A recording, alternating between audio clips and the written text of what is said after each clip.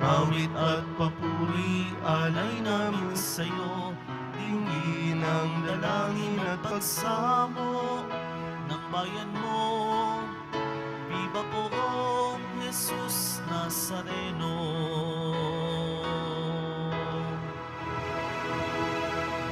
Sa ngalan ng Ama at ng Anak at ng Espiritu Santo. Amen. Ang pagpapala at kapayapaan mula sa Diyos na Ama natin at sa Panginoong Hesukristo naway sumainyo. At sumaiyo rin. Mga kapatid, tinipon tayo bilang kaanib na angkan ng Diyos, kaya dumulog tayo sa maawaing Panginoong nagpapatawad ng lubos. Sinugong tagapagpagaling sa mga nagsisisi, Panginoon, kaawaan mo kami. Panginoon, kaawaan mo kami. Dumating na tagapaganyayang mga makasalanan ay magsisi, Kristo, kaawaan mo kami. Kristo, kaawaan mo kami. Nakaluklok ka sa kanan ng Diyos Ama para ipamagitan kami. Panginoon, kaawaan mo kami. Panginoon, kaawaan mo kami. Kaawaan tayo ng makapangyarihang Diyos, patawarin tayo sa ating mga kasalanan at patnubayan tayo sa buhay na walang hanggan. Amen. Manalangin tayo. Ama naming makapangyarihan, sa iyo nagmumula ang tanang kabutihan. Pagbigyan mo ang aming mga kahilingan na iyong patnubay, ang iyong mga kinalulugdan ay aming mapag-isipan, at sa iyong pag-akay, ang mga ito ay aming magampanan sa pamamagitan ni Jesucristo, kasama ng Espiritu Santo, magpasawalang hanggan. Amen. Magsiupo po ang lahat.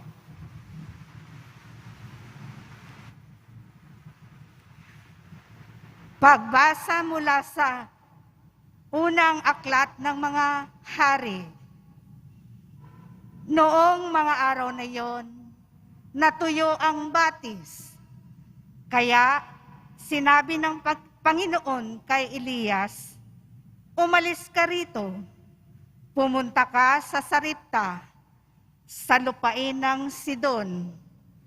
May inutusan akong isang balo na magpapakain sa iyo roon. Pumunta nga siya roon, at nang papasok na siya ng pintuan ng lungsod, nakita niya ang balo na namumulot ng panggatong. Sinabi niya sa babae, maaari po bang makiinom? Aalis ng babae upang igwas siya ng tubig, nang pahabol niyang sabihin, kung maaari, bigyan mo na rin ako ng kaunting pagkain. Sumagot ang babae, alam po ng Panginoon na inyong Diyos na wala na kaming tinapay. Mayroon pa kaming kaunting harina at kapatak na langis. Namumulot nga ako ng maigatong upang lutuin iyon at makakain man lamang kami ng anak ko bago kami mamatay. Sinabi sa kanya ni Elias, huwag kang mag-alala, huwag ka at gawin mo ang iyong sinabi. Ngunit ipagluto mo muna ako ng isang munting tinapay at pagkatapos magluto ka na para sa inyo, sapagkat ganito ang sabi ng Panginoong Diyos ng Israel, hindi ninyo mauubos ang harina sa lalagyan at hindi rin matutuyo yung langis sa tapayan hanggang hindi sumapit ang talagang takdang araw na ang ulay marapating papatakin ng may kapal. Ginawa nga ng babae ang utos ni Elias. Sila'y kumain, si Elias at silang mag-ina. at hindi nga naubos ang harina sa lalagyan at hindi natuyo ang langis sa sisidlan tulad ng pangako ng Panginoon sa pamamagitan ni Elias. Ang salita ng Diyos. Salamat sa Diyos. Poon, sa aming pasikatin, liwanag sa iyong piling. Poon, sami pasikatin, liwanag sa iyong piling. Sagutin mo ako sa aking pagtawag, Panginoong Diyos na aking kalasag. Ikaw na humango sa dusa ko't hirap. Ngayoy pakinggan mo sa aking mahabag. Hanggang kailan pa kaya lilibakin niyong mga tao ang iyong alipin? Hanggang kailan pa nila iibigin ang walang halaga't pagsisinungaling? Poon, sa ami pasikatin, liwanag sa iyong piling. Dapat mapagkuro ninyo at malaman na mahal ng poon akong kanyang hirang. Dinirinig niya sa pananawagan. Nagagalit ka man, sala ay iwasan. Sa loob ng silid, ikaw ay magnilay. Poon, sa ami pasikatin, liwanag sa iyong piling. Poon, liwanag mo'y sa amin, pasikatin. O Diyos, ang ligayang bigay mo sa akin, higit na di hamak sa galak na angkin, nilang may maraming imbak na pagkain at iniingatang alak na inumin. Poon, sa ami pasikatin, liwanag sa iyong piling. Magsitayo na po ang lahat.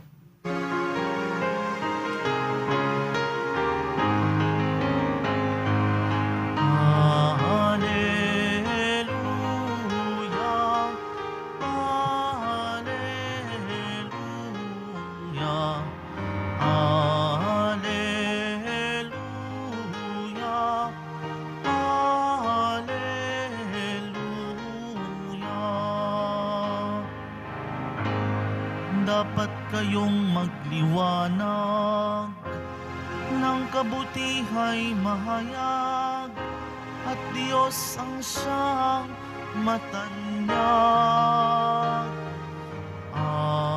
Alleluia, Alleluia, Alleluia.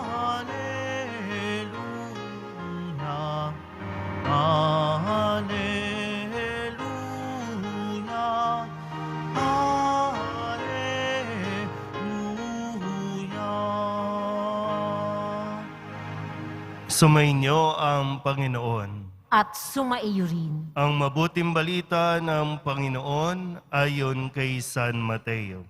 Papuri sa iyo, Panginoon.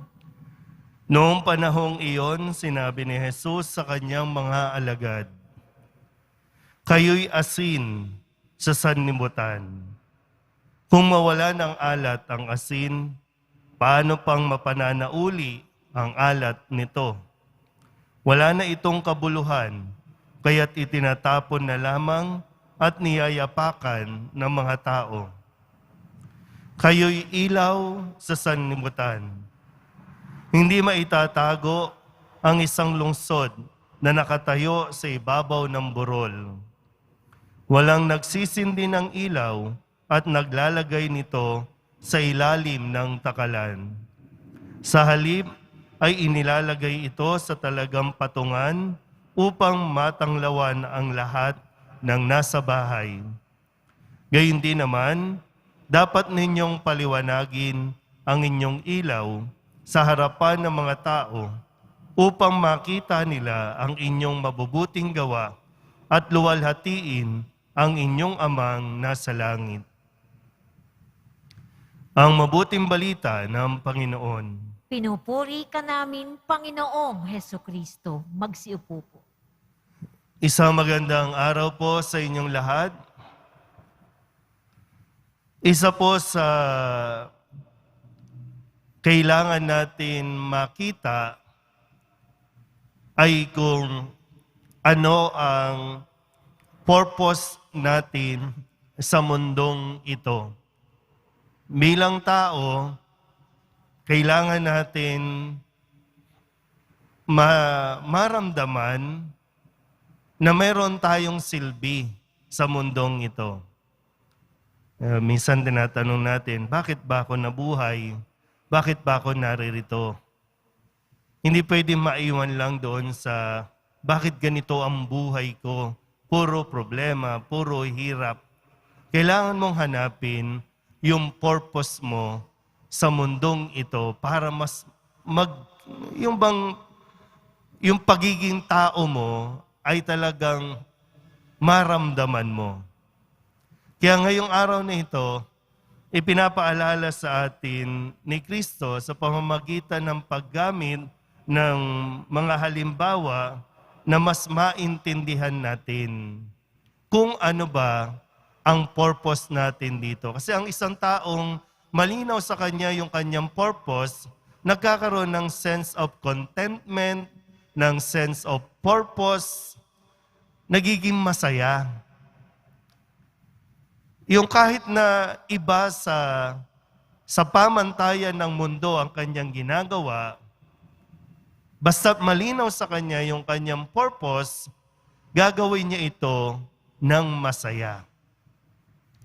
Sa paggamit ng asin at ng ilaw, sabi ni Kristo sa mga alagad at ganoon din, pinapaalala sa atin, lalo na sa mga pinagkatiwalaan ng responsibilidad, mapa sa opisina, mapa sa simbahan, sa gobyerno, kahit sa loob ng tahanan.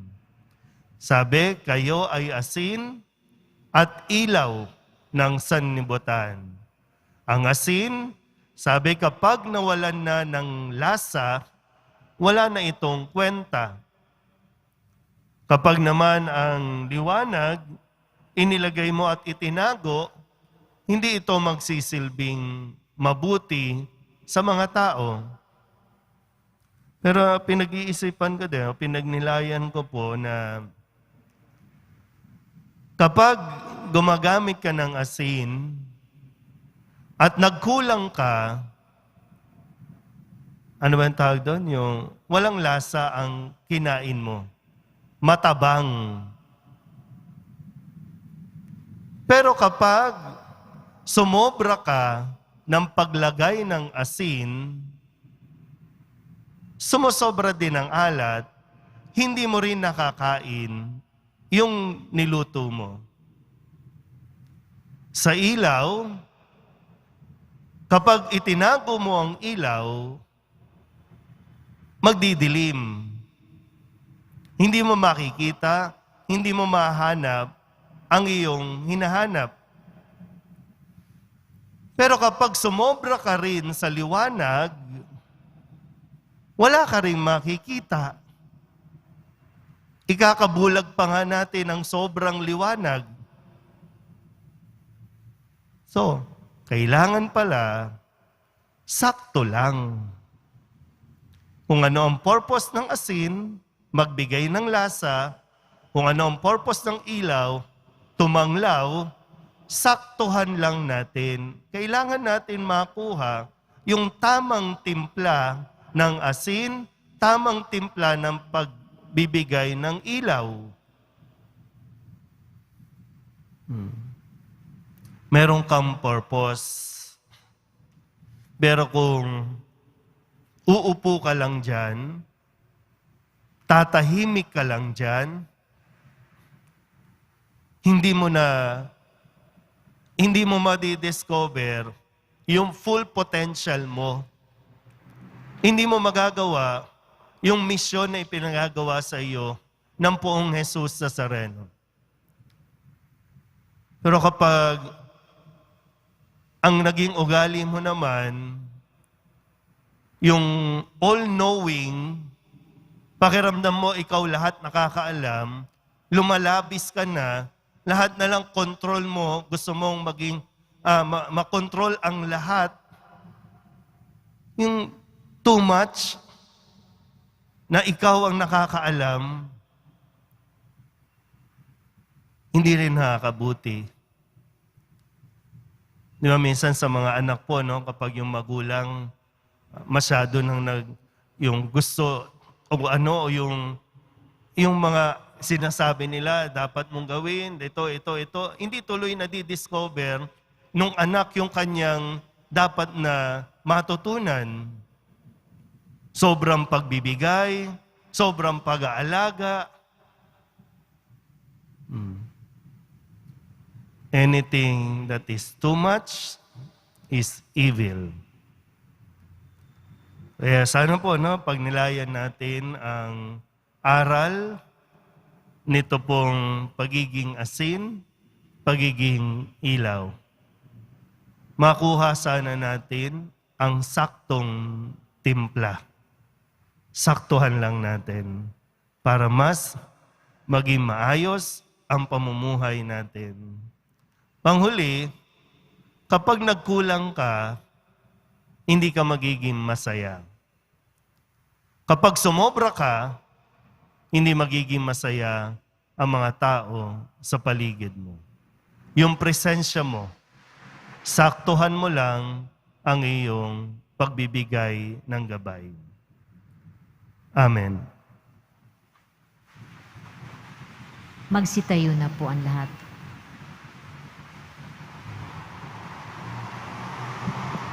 Manalangin tayo sa Diyos, ang Ama ng Liwanag, upang maging tapat tayo sa ating misyon na maging ilaw at asin ng sanlibutan. Ang ating pong itutugon, Diyos ng kabutihan, panatilihin mo kami. Diyos ng kabutihan, panatilihin mo kami. Ang simbahan naway ipakita ang kapangyarihan at ningning ng Espiritu sa lahat ng naghahangad ng katotohanan. Manalangin tayo. Diyos ng kabutihan, panatilihin mo kami. Ang mga lalaki at babae na pinagkatiwalaang magpasya para sa ikaunlad ng mga tao, naway maliwanagan ng kinang ng Ebanghelyo. Manalangin tayo. Diyos ng kabutihan, panatilihin mo kami. Tayo na tinatawag na maging asin at liwanag ng sanlibutan, naway maging daluyan ng pag-asa at ginhawa ng ating kapwa-tao. Manalangin tayo. Diyos ng kabutihan, panatilihin mo kami. Ang mga may sakit, mga may alalahanin, at mga sawing puso, naway matagpuan ang liwanag ni Kristo sa pamamagitan ng paglilingkod ng simbahan. Manalangin tayo. Diyos ng kabutihan, panatilihin mo kami. Ang mga tapat na yumao, naway sikatan ng walang hanggang liwanag. Manalangin tayo. Diyos ng kabutihan, panatilihin mo kami. Idulog din natin sa Panginoon ang ating mga personal na kahilingan at mga panalangin para sa ating mga pamilya. Ganon din ang lahat ng mga misang pasasalamat, espesyal na intensyon at mga kaluluwa na inihiling na ipagdasal sa misang ito.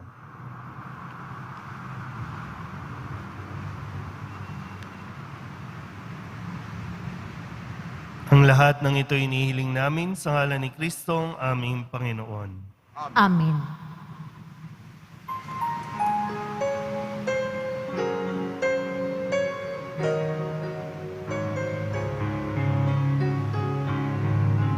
Ating alay na alak at tinapay mula sa ating ani sa lupain ng Diyos nating mahal, na siya na rin nagdulot na tayo'y may maihain sa hapag.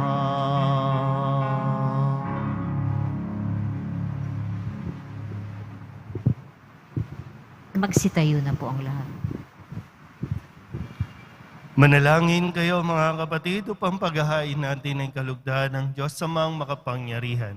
Tanggapin nawa ng Panginoon itong paghahain sa iyong mga kamay sa kapurihan niya at karangalan sa ating kapakinabangan at sa buong sambayanan niyang banal. Ama naming lumikha, tunghayan mo at kalugdan ng paglilingkod na aming ginagampanan upang ang aming inihahain ay iyong marapatin at ang aming pag-ibig ay iyong pag-alabin sa pamamagitan ni Jesucristo kasama ng Espiritu Santo magpasawalang hanggan. Amen. Sumainyo ang Panginoon. At sumaiyo rin. Itaas sa Diyos ang inyong puso at diwa. Itinaas na namin sa Panginoon. Pasalamatan natin ang Panginoong ating Diyos. Marapat na siya ay pasalamatan. Ama naming makapangyarihan, tunay ngang marapat na ikaw ay aming pasalamatan. Sa iyong paglingap at kagandahang loob, ang tao'y nilikha mo at pinangasiwa sa sansinukob. Sa hangad mong siya'y iwastong lubos, siya'y pinagdusa mo sa kanyang pagtalikod. Sa iyong pagiliw, iyong ipinahintulot na makabalik siya sa pamamagitan ni Kristo Jesus. Kaya kaysa ng mga anghel na nagsisiawin ng papuri sa iyo, nang walang humpay sa kalangitan, kami nagbubunyi sa iyong kadakilaan. Santo, Santo, Santo, Panginoong Diyos ng mga hukbo, napupuno ang langit at lupa ng kadakilaan mo, o sana sa kaitaasan, pinagpala ang naparirito sa ngalan ng Panginoon, o sana sa kaitaasan, magsiluhod na po. Ama naming banal, ikaw ang mukal ng tanang kabanalan. Kaya't sa pamamagitan ng iyong Espiritu, gawin mong banal ang kaloob na ito upang para sa amin maging katawan at dugo ng aming Panginoong Hesukristo. Bago niya pinagtiis ang kusang loob na maging handog, inawakan niya ang tinapay, pinasalamatan kaniya, pinaghati-hati niya iyon, iniabot sa kanya mga alagad at sinabi, "Tanggapin ninyong lahat ito at kanin, ito ang aking katawan na ihahandog para sa inyo."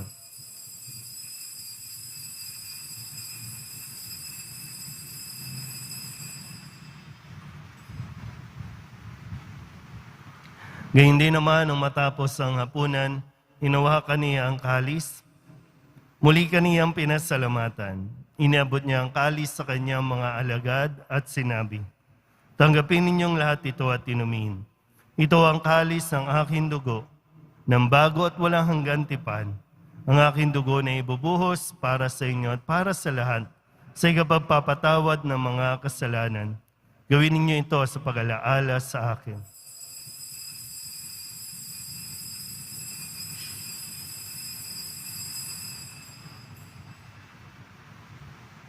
Magsitayo na po ang lahat. Ipagbunyi natin ang misteryo ng pananampalataya. Si Kristo'y namatay, si Kristo'y nabuhay, si Kristo'y babalik sa wakas ng panahon. Ama, ginagawa namin ngayon ang pag-alaala sa pagkamatay at muling pagkabuhay ng iyong anak. Kaya tiniaalay namin sa iyo ang tinapay na nagbibigay buhay at ang kalis na nagkakaloob ng kaligtasan. Kami nagpapasalamat dahil kami iyong minarapat na tumayo sa harap mo para maglingkod sa iyo.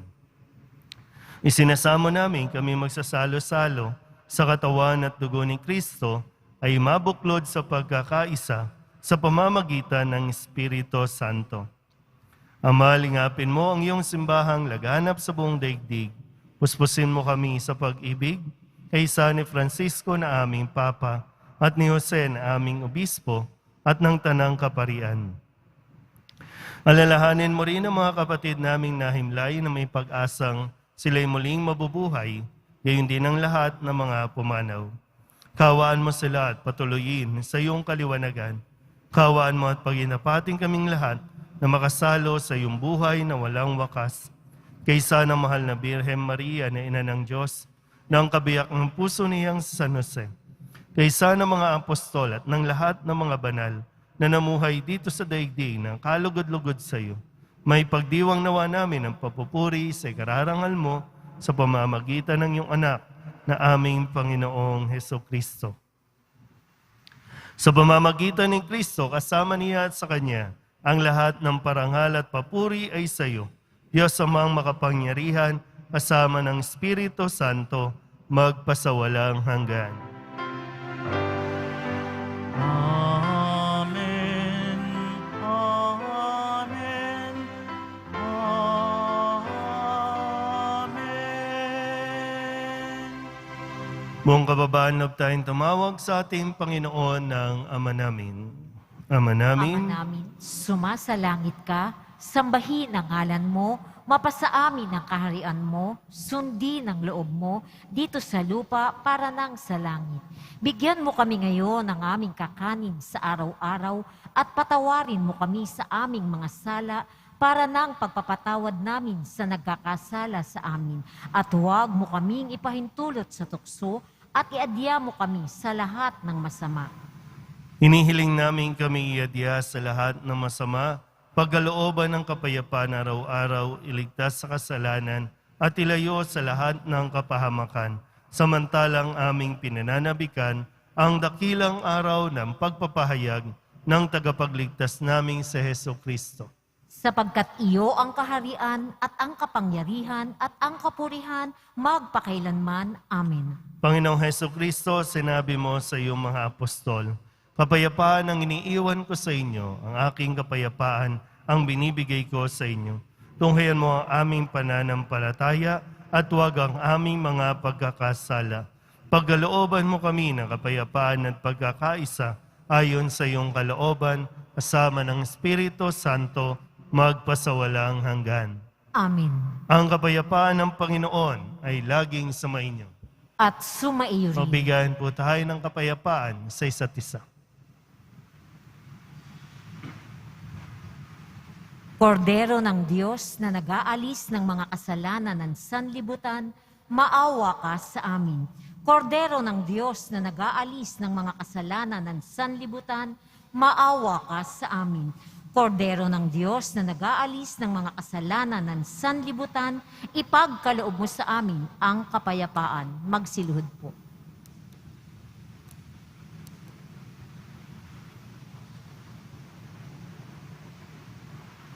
Ito ang kordero ng Diyos. Ito nag-aalis ng kasalanan ng sanlibutan. Mapalad ang mga inaanyayahan sa kanyang piging. Panginoon, hindi ako karapat-dapat na magpatuloy sa iyo, ngunit sa isang salita mo lamang ay gagaling na ako. Katawan ni Kristo, Amen.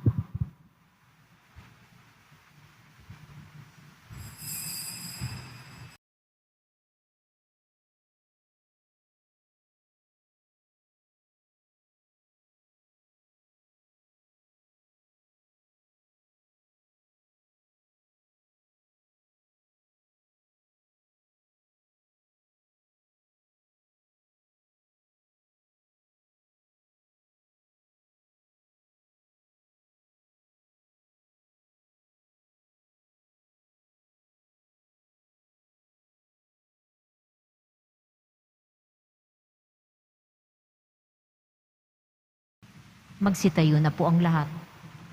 manalangin tayo.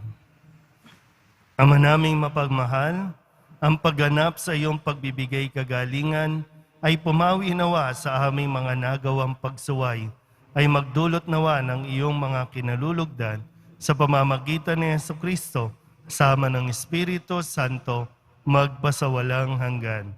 Amen. Sumainyo ang Panginoon. At sumaiyo rin. Manalangin tayo para sa pagbabasbas. Mahal na pong Jesus Nazareno, inihayag mo sa pamamagitan ng krus ang walang maliw na pag-ibig ng Diyos sa sangkatauhan. Pakinggan mo ang kahilingan ng iyong angkan na nagsusumamo sa iyo. Makamtanawa nila ang iyong katugunan at tanggapin ang kasagutan na may utang na loob na tinatanaw. Basbasan din po ninyo mga dala-dala nilang mga imahin at dasalan at lahat ng mga may karamdaman.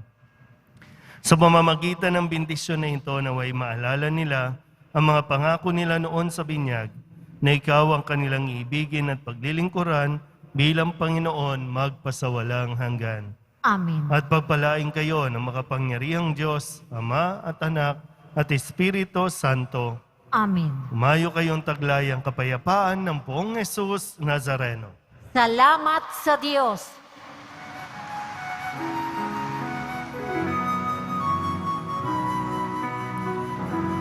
Nuestro Padre Jesus Nazareno, sinasamba ka namin. Pinipintuho ka namin. Aral mo ang aming buhay at kaligtasan. Nuestro Padre Jesus Nazareno, iligtas mo kami sa kasalanan. Ang krus mong kinamatayan ay sagisag ng aming kaligtasan. Nuestro Padre Jesus Nazareno, dinarangal ka namin.